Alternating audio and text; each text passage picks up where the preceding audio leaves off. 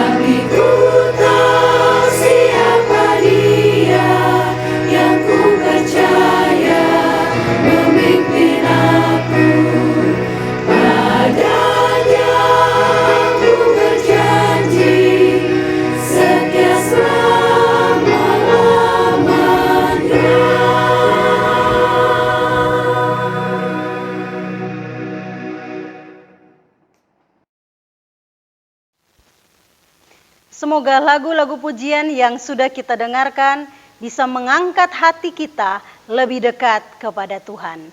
Tibalah saatnya kita akan mendengarkan firman Tuhan oleh Pendeta Daniel. Semoga firman ini bisa menguatkan iman kita. Di dalam Mazmur 119 ayat 105 firman Tuhan berkata, "Firman-Mu itu pelita bagi kakiku dan terang pada jalanku." Kiranya firman Tuhan yang akan kita dengarkan sungguh-sungguh menjadi pelita dan terang bagi kehidupan kita. Tuhan memberkati.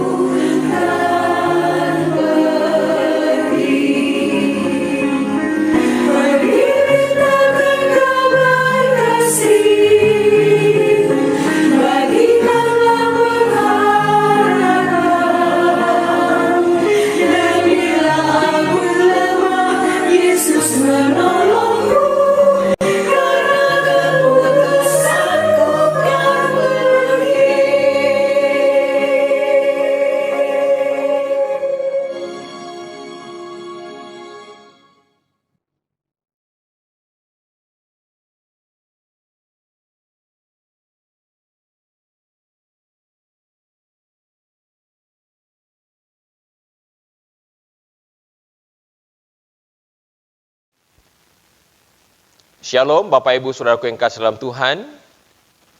Bagaimana kabar saudara-saudaraku? Masih belum terlambat kalau saya mau mengucapkan selamat tahun baru 2021. Adalah sukacita yang terbesar bagi kami, Gereja Masih Advent hari yang ke-7 Jemaat Lumajang untuk boleh melayani PBAG Lumajang. Dan ini adalah ibadah perdana, seperti yang saya dengar, bahwa saudara-saudara kaum wanita, umat-umat Tuhan di gereja Lumajang, semuanya boleh berkumpul untuk berbakti di awal tahun ini. Dan atas nama Gereja Masih Advent hari ke-7, Jemaat Lumajang, kami ucapkan terima kasih untuk kesempatan yang diberikan membawakan pekabaran firman Tuhan. Di awal tahun ini, saudaraku yang kasih, ada satu pekabaran yang indah yang ingin saya sampaikan. Biarlah ini boleh menjadi perenungan kita di awal tahun ini. Dan dengan pertolongan Tuhan, kita akan lebih bersiap diri untuk kedatangan Tuhan yang sudah tidak lama lagi. Pekabaran firman Allah pada sore hari ini, saya beri judul, One Month to Live, atau hidup sebulan lagi. Sebelum kita masuk dalam pekabaran firman Tuhan ini, marilah kita tunduk kepala sejenak, kita berdoa. Allah kekal Bapa kami yang di sorga, terpujilah nama-Mu. Sebuah sukacita yang terindah Bapa, kami boleh rasakan di awal tahun 2021 ini. Masih dalam situasi pandemi corona, namun hati kami terangkat kepada Tuhan. Kami bersyukur kesempatan yang indah Tuhan telah berikan bagi kami untuk boleh kembali bersekutu di dalam Tuhan. Biarlah Roh Kudus Tuhan hadir di tengah-tengah kami, mengurapi kami, hati kami boleh terarah kepada Tuhan, sehingga segala pekabaran kebenaran yang kami akan dengarkan sore hari ini, benar-benar dapat menolong kami lebih bersedia untuk kedatangan Tuhan. Terima kasih Bapa, jadilah kehendak-Mu dalam kehidupan kami. Dalam nama Tuhan Yesus kami sudah berdoa. Amin. Saudaraku yang kasih, kaum wanita, atau mungkin jika ada kaum bapa yang hadir bersama dengan Ibu, karena saya yakin kita mendengarkan dari rumah saat ini, dan secara keluarga kita semua boleh mendengarkan kebenaran firman Tuhan. Kita boleh merasa yakin bahwa kita boleh lebih dekat kepada kedatangan Tuhan. 1 tahun lagi kita lebih mendekat kepada kedatangannya. Sebab kita tahu bahwa Allah telah menjadikan dunia ini, laut dan segala isinya, Dan saat ini kita sudah berada di penghujung akhir zaman. Saya yakin saudaraku dan saya harus terus menerus berdoa, percaya bahwa Tuhan akan segera datang. Itu sebabnya pekabaran sore hari ini membawa hati kita untuk lebih dekat kepada kedatangannya yang kedua kali. Bapak Ibu, apa arti dari hidup kita saat ini? Saya yakin saudara dan saya sudah sangat rindu untuk beribadah di gereja.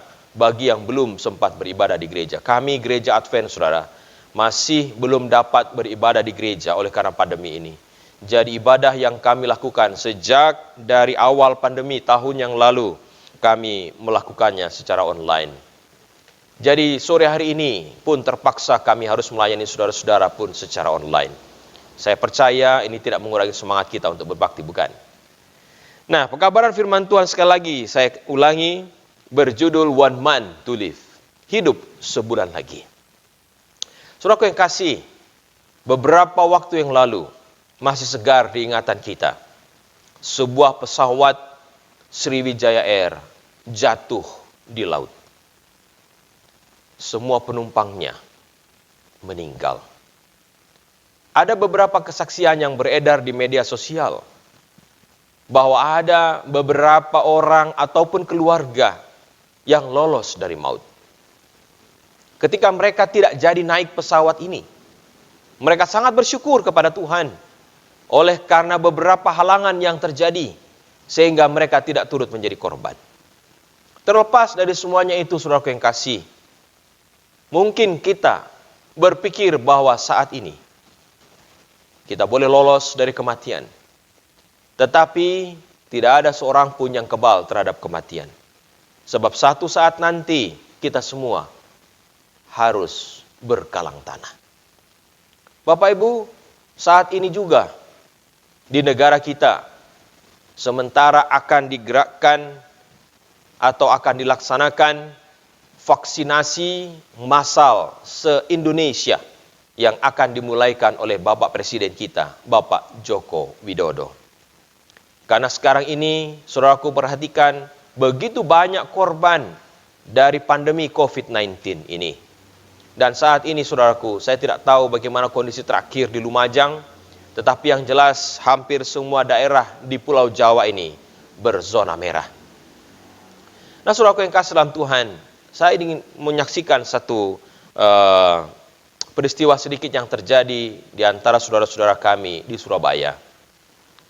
Ada yang menjadi salah satu dari korban COVID-19 ini. Saya percaya bahwa kita semua harus was-was atau bisa dikatakan harus waspada dengan keberadaan virus yang berbahaya ini. Hanya tinggal menunggu waktu saja bahwa satu saat nanti di antara kita akan terjangkit wabah ini. Nauzubillah min zalik, kalau boleh Tuhan jauhkan. Tetapi kalau memang itu harus terjadi kepada kita dan keluarga kita, kita pun harus bersiap diri, bukan? Nah, saudaraku yang kasih dalam Tuhan, dari semuanya ini, saya percaya bahwa saudara dan saya perlu mengetahui betapa dekatnya kita dengan maut. Saya rindu kita boleh membuka Alkitab kita sore hari ini dan menyaksikan sebuah kisah yang dituliskan Alkitab tentang seorang raja yang diberikan bonus hidup setelah dia sakit.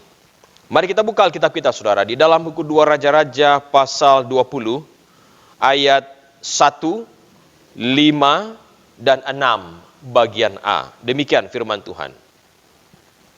Hizkia sakit dan disembuhkan. Pada hari-hari itu Hizkia jatuh sakit dan hampir mati. Lalu datanglah Nabi Yesaya bin Amos dan berkata kepadanya, beginilah firman Tuhan, sampaikanlah pesan terakhir kepada keluargamu, sebab engkau akan mati, tidak akan sembuh lagi. Kalau ada di antara saudara yang sakit kena COVID misalnya, saudara, lalu datang hamba Tuhan, dan kemudian karena dia melihat kondisi saudara seperti itu, dia katakan, sampaikan pesan terakhir kepada keluargamu ya, karena tidak lama lagi kamu akan mati. Kira-kira kalau saudara di posisi yang sakit, mau tersenyum atau mau marah, saudara. Ini yang terjadi. Saudara dan saya mungkin bisa memahami apa yang dialami oleh Raja Hizkia. Dia raja yang berprestasi, saudara. Begitu banyak hal yang baik dia lakukan. Tapi oleh karena sakit, dia akan mati, saudara. Dan Nabi Tuhan menyampaikan hal yang demikian ini bagaikan petir di siang bolong. Mungkin bisa jadi Hizkia tidak siap mati, saudara. Itu sebabnya dia menangis. Ya. Ayat berikutnya dikatakan, "Ah Tuhan, ingatlah kiranya bahwa aku telah hidup di hadapan-Mu dengan setia dan dengan tulus hati, dan bahwa aku telah melakukan apa yang baik di mata-Mu." Kemudian menangislah Hizkia dengan sangat. Seorang raja, saudara. Seorang raja besar. Dikasih tahu bahwa dia akan mati, dia menangis. Berapa banyak di antara kita, ketika dokter vonis, umurmu hanya tinggal 1 bulan lagi, saudara bisa tertawa terbahak-bahak. Tidak ada, bukan. Semua kita pasti sedih. Semua kita bisa jadi akan stres. Salah seorang dari jemaat kami yang meninggal karena COVID, sebenarnya dia bisa sembuh, saudara. Tetapi oleh karena stres yang berat, pada akhirnya beliau meninggal juga. Stres berat bisa membawa seseorang kepada kematian. Nah, sekarang ini kita perlu memahami apa sih arti dari hidup ini. Kembali ke kisah Hizkia. Di ayatnya yang ke-5 dan ke-6 dikatakan demikian. "Baliklah dan katakanlah kepada Hizkia raja umatku, beginilah firman Tuhan Allah Daud, Bapa leluhurmu. Telah kudengar doamu dan telah kulihat air matamu. Sesungguhnya aku akan menyembuhkan engkau. Pada hari yang ketiga engkau akan pergi ke rumah Tuhan. Aku akan memperpanjang hidupmu 15 tahun lagi." Luar biasa, saudara. Hizkia sakit parah dan dia akan mati. Nabi Allah katakan, kasih pesan terakhir ya, kamu mau mati. Tapi Allah mendengar doanya. Tangisannya didengar Allah dan Tuhan mengabulkan doanya. Dia mendapat bonus, saudaraku. 15 tahun lagi. Saya ingin tanya di antara saudara-saudara, jika seandainya saudaraku sakit parah, dan kemudian oleh karena mujizat Allah, kita disembuhkan secara ajaib. Kira-kira apa yang akan kita lakukan pasca kesembuhan itu? Apa yang akan saudaraku dan saya lakukan pasca kesembuhan tadi? Menarik, saudara. Bisa jadi saudara dan saya akan jalan-jalan mungkin ya, bersyukur atas semua yang dirasakan, atau mungkin mengucap syukur dengan memberikan persembahan kepada Tuhan. Banyak cara kita mengucap syukur Tuhan. Jadi pada waktu saudara dan saya sehat kembali dari sakit yang parah, harusnya hal-hal yang positif untuk memuliakan Tuhan kita lakukan, bukan? Tapi apa yang dilakukan oleh Hizkia? Mari kita buka di ayat berikutnya, masih pasal yang sama, saudara, di dalam ayat yang ke-15 dan 17, demikian. Lalu tanyanya lagi, apakah yang telah dilihat mereka di istanamu? Jawab Hizkia, semua yang ada di istanaku telah mereka lihat. Tidak ada barang yang tidak kuperlihatkan kepada mereka di perbendaharaanku. Lalu Yesaya berkata kepada Hizkia, dengarkanlah firman Tuhan. Sesungguhnya suatu masa akan datang bahwa segala yang ada dalam istanamu dan yang disimpan oleh nenek moyangmu sampai hari ini akan diangkut ke Babel. Tidak ada barang yang akan ditinggalkan. Demikianlah firman Tuhan. Dan dari keturunanmu yang akan kau peroleh akan diambil orang untuk menjadi sida-sida di istana Raja Babel. Rupanya, saudara, Alkitab mencatat ketika Hizkia sembuh, berita itu menyebar kemana-mana. Dan salah satunya ke Babel. Utusan Babel datang untuk menyaksikan, kok bisa Hizkia yang sakit parah itu sembuh? Tetapi alih-alih menyaksikan kebesaran Tuhan yang telah menyembuhkannya, Hizkia justru menunjukkan semua harta bendanya. Apa ada di antara kita ketika kita sehat dilakukan atau didapatkan mujizat Tuhan saat kita sembuh dari sakit parah, lalu orang-orang yang datang berkunjung untuk memberikan selamat, kita malah tunjukkan isi rumah kita. Kesombongan Hizkia menjadi pelajaran bagi kita. Walaupun pada akhirnya Allah memperpanjang umurnya 15 tahun lagi, tetapi toh pada akhirnya dia akan mati juga. Menjadi cerminan bagi kita yang hidup di dunia sekarang ini. Saudara dan saya hanya sejengkal jaraknya dari maut. Andaipun kita sakit parah dan mujizat Allah memberikan kesembuhan kepada kita, satu saat nanti kita juga akan mati selamanya. Pertanyaannya adalah, ada jeda waktu, saudara, yang diberikan Tuhan kepada kita masing-masing. Saat saudara dan saya disembuhkan secara ajaib dari penyakit apapun di dunia ini, ada waktu yang tersisa dalam hidup yang bisa saja disebut sebagai hitung mundur bagi kita untuk menjalani sisa hidup ini. Pertanyaannya adalah, apakah yang kita akan lakukan di sisa umur kita itu? Saudara yang kasih, di dalam Mazmur 90 ayatnya yang ke-12, ya, Mazmur 90 ayatnya yang ke-12, firman Allah katakan, ajarlah kami menghitung hari-hari kami sedemikian, hingga kami beroleh hati yang bijaksana. Orang bijak, saudara, dia tahu bahwa satu saat nanti dia akan mati. Nah, sekarang ini perlu kita pahami bagaimanakah seharusnya kita menjalani hidup di dunia yang fana ini. Bapak Ibu Saudaraku yang kasih dalam Tuhan, hidup di dunia, apa toh artinya? Apa arti hidup kita sebagai umat Allah di dunia kita ini? Dan jika hidup ini hanya singkat, begitu singkatnya, apakah seharusnya yang kita harus perbuat? Hari berganti hari, bulan berganti bulan, tahun berganti tahun, tidak terasa kita sudah masuk di tahun 2021. Kok kayaknya baru kemarin ya, tahun demi tahun ini. Ini sudah tanggal berapa ini? Tanggal sekian belas ya, lupa saya tanggal berapa nih. Ya. Yang jelas, ini sudah lewat dari tanggal 1 awal tahun baru kemarin. Kok kayaknya seperti baru kemarin kita merayakan euforia tahun yang baru. Ya. Jadi saya percaya saudaraku bahwa semuanya ini berlalu begitu cepat. Nah, apa yang harusnya kita berbuat? Saudaraku yang kasih dalam Tuhan, satu saat saya bertemu dengan seorang, ya bisa dikatakan apatis terhadap agama. Ya. Kenapa dibilang apatis terhadap agama? Bukan ateis, dia percaya kepada Tuhan, ya, tetapi dia seperti mengalami kekecewaan kepada Tuhan dan kemudian dia tidak lagi ke gereja. Ya. Lalu dia katakan, apa pendeta? Dunia ini sama dari dulu sampai sekarang katanya. Ya, matahari terbit dari timur, dari dulu. Ya, sekarang terbitnya dari timur, terbenam di barat. Apalagi kalau waktunya musim hujan ya hujan. Kalau waktunya panas ya panas. Apalagi yang tidak ada bedanya dunia ini.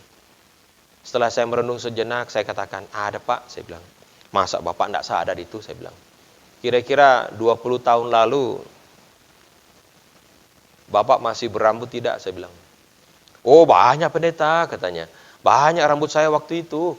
Ya, masih muda. Ya. Dan sekarang 20 tahun sesudah rambut Bapak masih banyak. Saya bilang, masih ada itu sisa di atas? Saya bilang, nggak ada ya, persis seperti saya ini saudara-saudara ya. Habis. Ya, 20 tahun yang lalu, rambut saya tebal, istri saya tergila-gila sama saya saudara. Ya. Atau terbalik ya, saya tergila-gila dengan dia. Tapi yang jelas, saya 20 tahun lalu beda dengan 20 tahun sejak sekarang ini. Kenapa? Kita terus bertambah tua, saudara. Saudara dan saya, tidak ada yang mengatakan bahwa kita terus muda. Walaupun ada yang namanya krim anti tua. Ada yang pakai krim anti tua, ibu-ibu?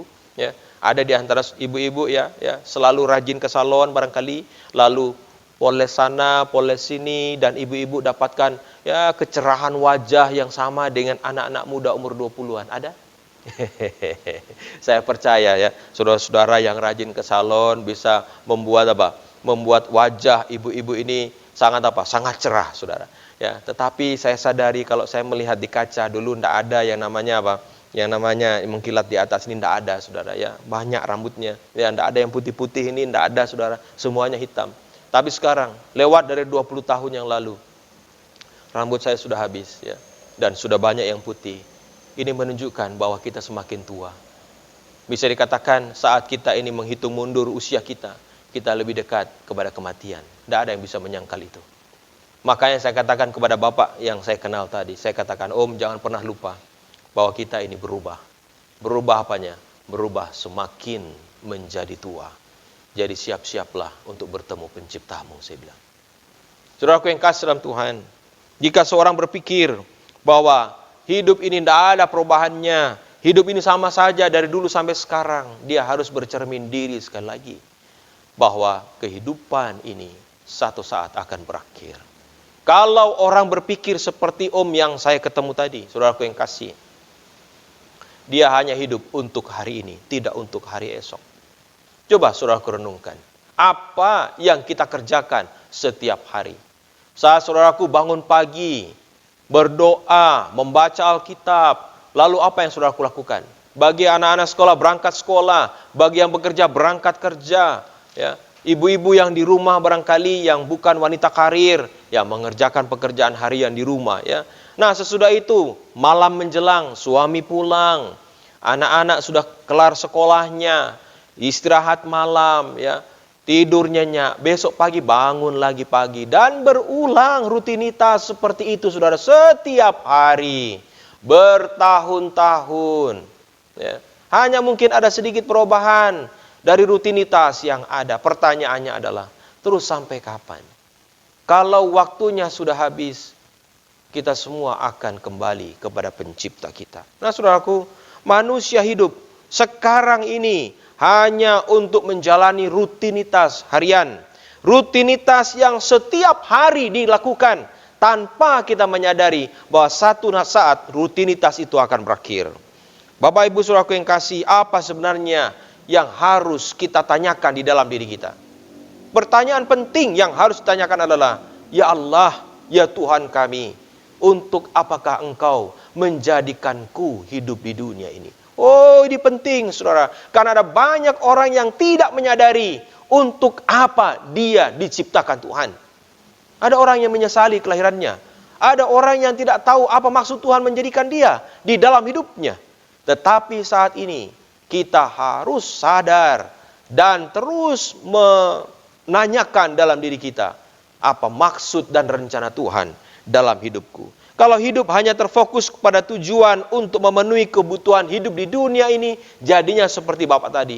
Sama aja saudara.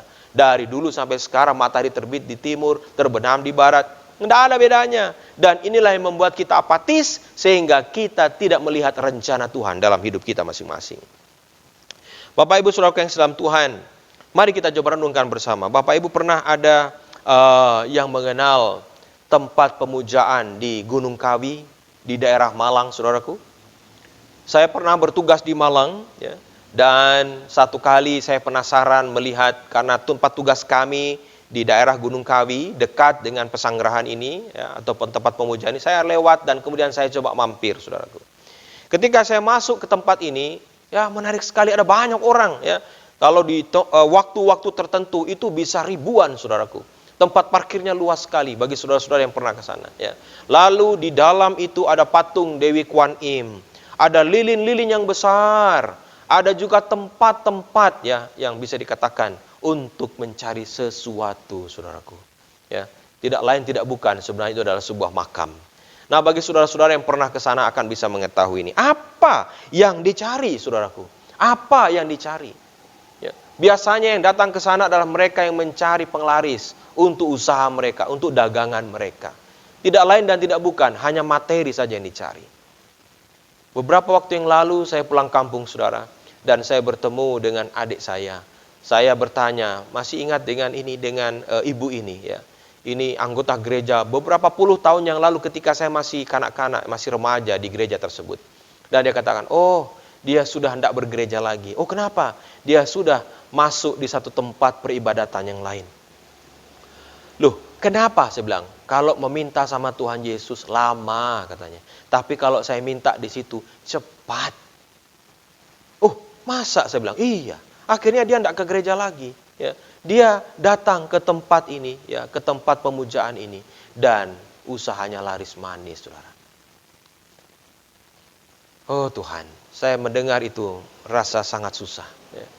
Kenapa? Karena seringkali kita mendasarkan iman kita hanya dari berkat materi. Nah saudaraku, umat yang dikasihi Allah, Bapak Ibu yang ada di rumah, apa sebenarnya maksud Tuhan menjadikan kita? Ya. Kalau kita hanya berfokus kepada materi, kita tidak akan pernah tahu bahwa kasih Allah yang dapat memeliharakan kehidupan kita, mencukupkan kita dalam segala hal. Sadarilah bahwa hidup kita ini singkat. Jadi apa yang harusnya kita lakukan dalam mengisi kehidupan ini, itulah yang sangat penting. Saudara yang kasih, di musim hujan ini, saudara-saudara tentu tahu ada satu hewan yang keluar ya dari persembunyian mereka. Ya.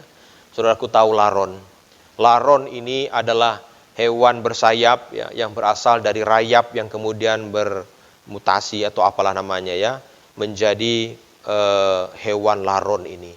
Dia terbang ya, mengitari lampu, dan setelah beberapa lama dia jatuh dan umurnya hanya 24 jam, saudara. Tahu enggak kenapa? Karena setelah itu dia mati. Sebelum mati dia akan cari pasangannya dulu, kawin dulu, saudara. Ya.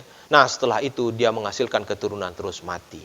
Loh, lah hidup kita itu jauh dibandingkan laron ini. Ya. Hidup kita ini bisa dikatakan sempurna di dalam Tuhan. Karena saudara dan saya telah ditebus di dalam Tuhan. Kita memiliki kehidupan yang kompleks. Nah pertanyaannya adalah, kalau hidup kita ini sama sifatnya dengan laron, karena pengkhotbah katakan manusia dengan binatang sama, pada saatnya nanti mereka akan mati. Nah kalau saudara dan saya pada saatnya nanti akan mati, berbeda tentu dengan laron yang hanya hidup 24 jam untuk kawin lalu mati. Lah bagaimana kita hidup sebagai umat Tuhan di dunia yang sudah hampir berakhir ini. Tuhan menuntut kita untuk menggunakan waktu yang diberikannya dengan sebaik-baiknya. Baik saudara, mari kita buka di dalam Efesus pasal 5 ya. Efesus pasal 5 ayat 15 sampai 17, demikian firman Tuhan. Karena itu perhatikanlah dengan seksama bagaimana kamu hidup. Janganlah seperti orang bebal, tetapi seperti orang arif.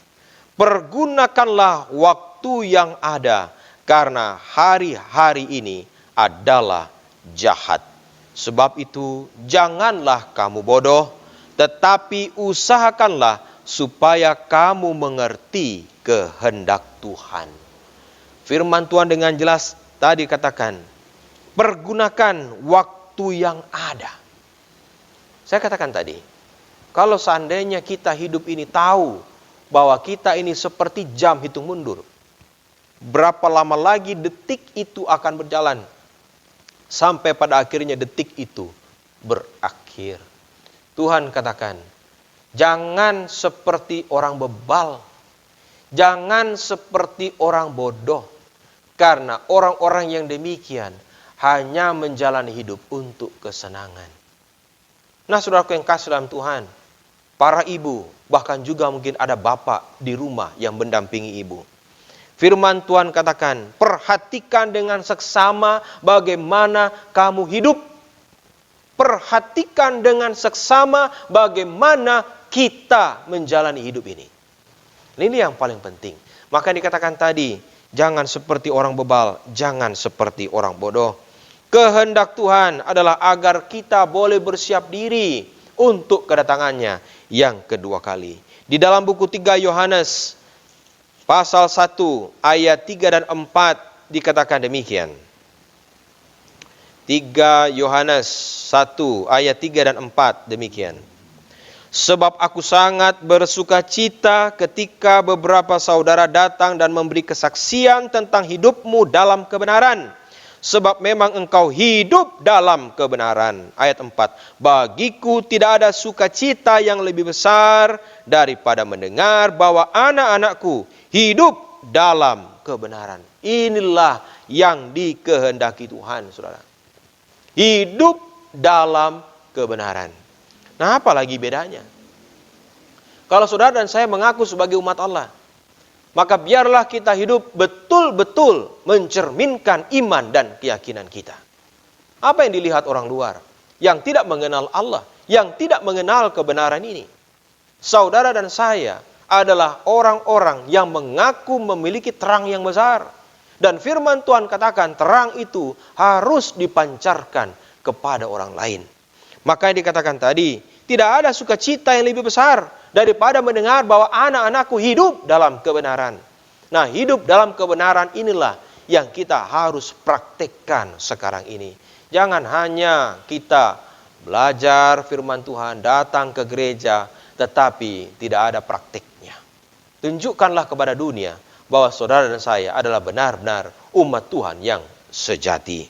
Nah, saudaraku yang kasih dalam Tuhan, apakah benar bahwa umat Tuhan sekarang ini telah hidup di dalam kebenaran? Ironis sekali, firman Tuhan katakan di dalam Wahyu 3 ayatnya yang ke-15. Wahyu 3 ayatnya yang ke-15. Kita buka Alkitab saudara, dan kita akan baca bersama-sama ya. Wahyu 3 ayat yang ke-15.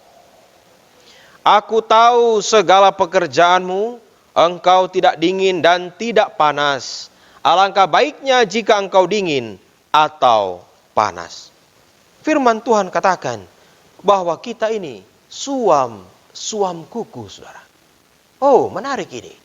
Berapa banyak di antara saudara yang adalah orang Kristen sejak lahir? Ada enggak di antara kita yang mengenal kebenaran setelah dewasa? Tentu kita menyadari bahwa menjadi umat Tuhan tidak bisa suam-suam kuku. Suam-suam kuku tahu ya, anget-anget saudara. Kalau kita mandi pakai air dingin memang tidak enak. Tapi kalau pakai air anget, enak itu ya. Tidak mungkin kita mandi pakai air panas ya. Makanya disebut orang yang suam-suam kuku itu merasa nyaman dalam hidupnya. Kenapa? Karena dia berpijak di dua dunia saudara. Satu di dunia sekuler, satu di dunia rohani. Jadi kakinya ada di dua dunia, di dua tempat. Dan dia merasa nyaman. Di satu sisi dia adalah orang dunia, di satu sisi dia adalah orang sorga. Dan ketika dia menjalani hal kehidupan yang semacam ini, dia sungguh merasakan kenyamanan. Ya. Tahu tidak? Kalau kata itu adalah binatang yang sangat baik dalam menyesuaikan diri. Saudaraku tahu? Kata kalau dimasukkan ke dalam air panas, dia akan lompat, saudaraku. Dia akan lompat. Tetapi kalau dia dimasukkan ke air yang sejuk, lalu ditaruh di kompor yang apinya kecil, dia bisa berenang-renang di panci itu, ya. Dan kemudian lama-lama airnya jadi anget sampai dia mendidih, dia tidak tahu dia sudah apa? Dia sudah matang di situ, saudara. Setan tahu betul kelemahan kita. Saudara dan saya merasa diri nyaman dalam kehidupan sekarang ini dengan kehidupan suam-suam kuku. Satu saat nanti kita tidak sadar sudah direbus sama setan dan kita tidak pernah tahu kita sudah binasa. Jadi saudaraku yang kasih dalam Tuhan, penting bagi kita untuk menyadari saudara dan saya sekarang ini hidup di akhir zaman. Putuskan kita mau berdiri di mana? Dunia atau sorga? Tidak bisa di tengah-tengah. Karena bagi Tuhan, siapa yang tidak berada di pihakku, dia melawan aku. Bapak Ibu saudaraku yang kasih dalam Tuhan, jika seandainya saudara dan saya mengaku sebagai umat Allah, sebagai orang-orang yang mengaku sebagai orang yang telah ditebus, orang Kristen, saya mau nanya, dari mana orang tahu kita orang Kristen, saudara? Apakah karena kita mengenakan yang namanya anting, ya, anting salib, ya, atau kalung salib, ya, orang Kristen. Saya pernah terkecoh, saudara. Satu kali saya fotokopi dokumen gereja. Lalu saya bawa ke daerah tempat fotokopi, saya tidak sebut namanya. Ya. Petugasnya ini mengenakan anting, laki-laki saudara, mengenakan anting salib saudara. Saya tersenyum, saya katakan, wah ini mesti orang Kristen.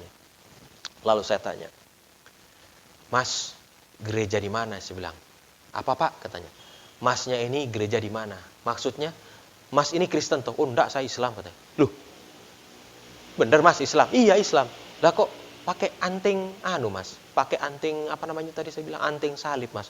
Oh ini mah aksesoris pak, bisa dibeli di mana aja, kan tidak apa-apa jadi pakai. Dalam hati saya menggerutu, ya ampun, kan tidak enak saya mau tegur. Ya. Saudaraku yang kasih dalam Tuhan, kalau saudara dan saya mengenakan aksesori yang berbau Kristen atau Nasrani, belum tentu kita adalah umat Tuhan. Tegas saya katakan, segala sesuatu itu tidak mencerminkan saudara dan saya adalah umat Allah yang telah ditebusnya. Kita bisa menipu orang dengan aksesori kita, tetapi kita tidak bisa menipu Allah. Itulah sebabnya saya katakan tadi, dari mana orang tahu bahwa saudara adalah orang Kristen? Dari mana orang tahu bahwa saudara adalah umat Allah? Apakah dari aksesori saudara? Ataukah dari tingkah laku saudara? Oh, kalau dia ke gereja, ya, dia ke gereja pada hari ibadah, mesti orang Kristen, ya. Apalagi kalau dia ke gerejanya setahun sekali, ya, di hari Natal saja, oh pasti dia Kristen, gitu kan? Apa demikian? Ciri sebagai umat Allah. Saya katakan tadi, judul firman Tuhan adalah one man to live. Kalau seandainya saudara dan saya diberikan waktu kepada masing-masing kita, 1 bulan lagi untuk kita hidup, apa yang harusnya kita lakukan? Bapak Ibu, di dalam Yohanes 13 ayat 34 dan 35 sebagai ayat kita yang terakhir. Yohanes 13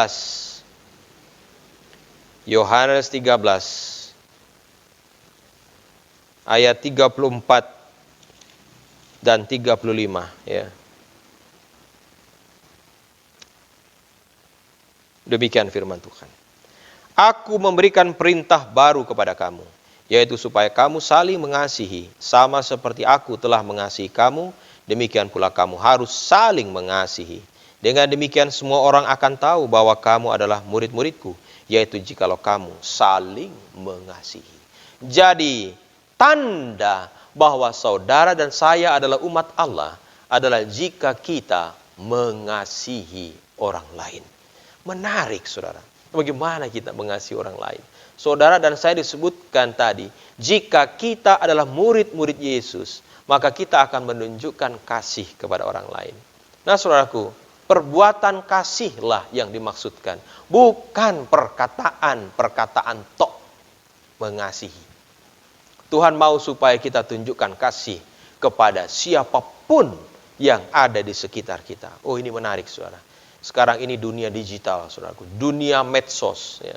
Kalau saudara dan saya hidup, ya apalagi di dunia sekarang ini, dan kita tidak ikut yang namanya kemajuan teknologi, kemajuan zaman ini, bisa dibilang kita gaptek atau ketinggalan zaman. Ya. Mohon maaf, saya ini termasuk gaptek sedikit, saudara. Saya mengenal YouTube baru waktu pandemi ini, saudara. Sehingga saya terpaksa harus menyampaikan kebenaran firman Tuhan lewat media YouTube ini. Dan saya menjadi YouTuber dadakan, saudaraku. Tapi sebelumnya saya tidak tahu, sama sekali tidak tahu apa saya bisa masukkan firman Tuhan lewat YouTube ini. Tapi yang jelas, dunia sekarang ini sungguh luar biasa. Semua bisa di-shooting, semua bisa jadi YouTuber, semua bisa jadi vlogger, semua bisa jadi terkenal dalam tempo yang singkat, saudara. Yang menjadi masalah adalah kalau seandainya saudara dan saya menjadi umat Tuhan pembawa terang, tetapi terang kita menyilaukan orang lain. Bagaimana terang kita bisa menyilaukan orang lain? Ya, saudaraku yang kasih, ada begitu banyak sekarang ini orang-orang yang suka mengupload dan mengeksploitasi kebaikannya kepada dunia. Segala hal yang berbau kebaikan, ya, ini di-shooting, di-foto, di-upload ke media sosial. Sehingga seluruh dunia tahu. Dan kemudian apa yang ditunggu di FB, itu ada yang namanya begini, dan ada yang namanya begini. Ya. Di YouTube pun sama. Ya. Saya baru lihat itu, oh ternyata ada begini, ada begini. Ya ampun, yang dicari yang begini. Kalau semakin banyak yang begini, rasa besar hati. Tuhan ampuni. Karena kita telah merampok kemuliaan Tuhan. Bapak Ibu saudaraku yang kasih dalam Tuhan, berbuat baik, mengasihi sesama, tidak harus diupload ke media sosial. Apa yang saudaraku dan saya lakukan, hanya Tuhanlah yang perlu mengetahuinya. Oh, untuk dokumentasi pendeta, untuk dokumentasi mau dilaporkan, ya sudah bolehlah ya. untuk didokumentasikan. Mana tahu sekarang ini ya dana-dananya diselewengkan, bantuan-bantuan diselewengkan, ya wes, gak apa-apa ya. Tapi kalau sudah kemudian motif tadi bergerak untuk mendapatkan begini, pujian, sanjungan dan lain sebagainya, nah itulah yang salah. Bapak Ibu, saudaraku yang kasih dalam Tuhan, mengakhiri pekabaran firman Tuhan pada sore hari ini. Saya percaya bahwa Tuhan menjadikan kita sebagai alatnya di dunia ini. Tidak ada orang yang lahir ke dunia ini secara kebetulan, walaupun mungkin ada dengan cara-cara yang salah. Tetapi setiap orang di antara kita diciptakan dengan satu maksud untuk kemuliaan bagi namanya. Jika seandainya saudara dan saya mendapatkan kelebihan dari berkat Allah, jangan pernah lupakan orang-orang yang ada di sekitar kita. Berbuat baik itulah terang yang ingin dilihat orang. Dan saya percaya Tuhan memanggil kita untuk menjadi berkat bagi orang lain. Pertanyaan yang saya sampaikan di awal pembahasan firman Tuhan tadi. Jika Allah mengaruniakan kepada kita kesembuhan dari sakit contoh, ya, dan memperpanjang umur kita, mengaruniakan sisa hidup yang lebih lama, apakah yang harusnya kita lakukan? Biarlah Allah yang akan menolong kita, sehingga kita dapat melakukan yang terbaik sesuai dengan kehendak-Nya. Semoga Allah memberkati kita, dan biarlah kemurahan Tuhan menolong kita untuk setia sampai akhir. Nama Tuhan dimuliakan. Amin. Saya akan tutup dengan doa, dan biarlah Tuhan akan mendengar seru doa kita. Kita berdoa. Allah kekal, Bapa kami yang ada di sorga, terpujilah nama-Mu. Kami datang kembali kepadamu Bapa, menaikkan syukur dan pujian. Terima kasih untuk segala firman yang telah kami dengarkan di dalam kumpulan PWAG Lumajang di awal tahun 2021 ini. Hamba-Mu berdoa secara khusus untuk semua ibu, para wanita yang tergabung di dalam gereja-gereja-Mu se-Lumajang. Kami percaya bahwa kasih sayang Tuhan kiranya menyertai dan memberkati, sehingga kami dimampukan, disanggupkan, bukan hanya menjadi berkat di dalam setiap rumah tangga, tetapi juga bagi setiap orang yang ada di sekitar kami masing-masing. Berkatilah para wanita, berkatilah para ibu yang Tuhan karuniakan di setiap gereja, agar kami dapat menjadi saluran berkat bagi banyak orang. Sekiranya Tuhan mengaruniakan umur panjang kepada kami. Kami rindu gunakan waktu, umur panjang yang Tuhan berikan untuk melayani, untuk menjadi berkat bagi orang lain. Biarlah kasih setia Tuhan menyertai kami, sehingga dimanapun kami berada, kami boleh memancarkan terang Kristus kepada banyak orang. Bapa di sorga, kasih sayang Tuhan kiranya menyertai para pemimpin-pemimpin kami, para pemimpin PWAG, pemimpin BAMAK, pemimpin kami di Kabupaten Lumajang, Bapak Bupati, bahkan juga para pemimpin kami di tingkat yang lebih tinggi, Bapak Presiden, Wakil, dan semua yang melayani kami di pemerintahan. Kiranya di tahun yang baru ini Tuhan, kasih setia Tuhan akan menyertai masing-masing kami dalam tugas pelayanan kami, agar kami dapat menjadi berkat bagi orang lain. Yang berdoa untuk bangsa dan negara kami, secara khusus di masa pandemi ini Tuhan, kasih setia Tuhan menolong, sehingga pemerintah kami diberi hikmat kebijaksanaan sorga, untuk dapat mengelola negara ini dengan baik. Dan teristimewa kami, umat-umat Nasrani, umat-umat Kristen dimanapun berada, dapat membantu pemerintah, dapat melakukan yang terbaik dalam pelayanan kami di gereja masing-masing, di wilayah dimanapun Tuhan tempatkan kami. Ya Allah, ya Tuhan kami, terima kasih. Biarlah kiranya firman Tuhan sore hari ini menolong kami untuk menyadari hidup kami yang singkat di dunia ini. Biarlah kami dapat menjadi berkat bagi banyak orang dimanapun kami berada. Terpujilah nama-Mu. Terima kasih Bapa. Jadilah kehendak-Mu dalam kehidupan kami. Dalam nama Tuhan Yesus kami sudah berdoa. Amin. Kami ucapkan banyak terima kasih atas kehadiran saudara-saudara kasih Tuhan kiranya menyertai saudara sampai Tuhan datang. Semoga Tuhan memberkati kita. Amin. Puji Tuhan atas firman Tuhan yang sudah kita dengarkan. Semoga firman itu bisa menguatkan iman kita, bisa mempersiapkan kita untuk kedatangan Yesus yang sudah tidak lama lagi akan datang. Baiklah Bapak Ibu Saudara yang dikasihi Tuhan, ibadah PWAG Sekabupaten Lumajang pada malam hari ini sudah selesai. Semoga Tuhan memberkati kita, semoga Tuhan menjaga dan melindungi kita, dan tetap semangat dan tetap jaga kesehatan. Sampai bertemu pada ibadah PWAG yang akan datang. Tuhan memberkati.